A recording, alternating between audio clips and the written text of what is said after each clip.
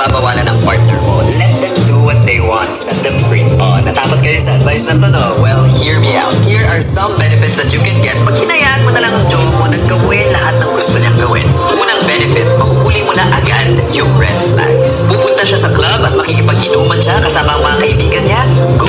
Ba't mo siya pinagbabawalan? Kung sasaktan ka niya o lolokohin, mas mabuti nang makita mo to early on in the relationship para makaalis ka na. Kesa mag-invest ka pa ng ilang taon, tapos after 5 years mo lang makikita na hindi pala kayo compatible. Mas mahihirapan kang mag-walk away. Tanggalin ang mga restrictions, walang bawal-bawal. Hayaan mong makita mo agad-agad kung ano ang tunay na pagkatao ng partner mo. Kung aligned ang values at boundaries nyo sa relationship, hindi yan magloloko kahit saan pa pumunta ang partner mo. Pangalawang benefit, binibigyan nyo ng opportunity ang partner nyo ma-accomplish ang personal goals nila para magkaroon din sila ng personal growth and self-fulfillment. Yes, importante na may goals kayo together as a couple, pero wag naman puro couple goals lang ang inaatupag. Huwag nyo kalimutan that you are individuals and that you have your own individual goals, passions, and dreams that you still deserve to accomplish. Kasi pag puro goals lang as a couple ang inuuna tapos sinasakripisyo mo na ang personal goals mo, maaaring magkaroon ng resentment or sama ng loob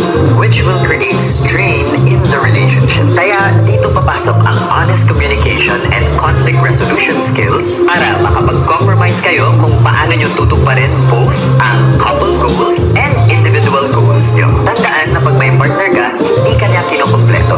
Yes, responsibility nyo sa isa't isa ang maging supportive, respectful, and understanding, pero hindi nyo responsibilidad kumpletuhin ang isa't isa. You should be strong on your own as an individual, and when you're together with your partner, you are stronger. Your partner is not your source of strength. Your partner adds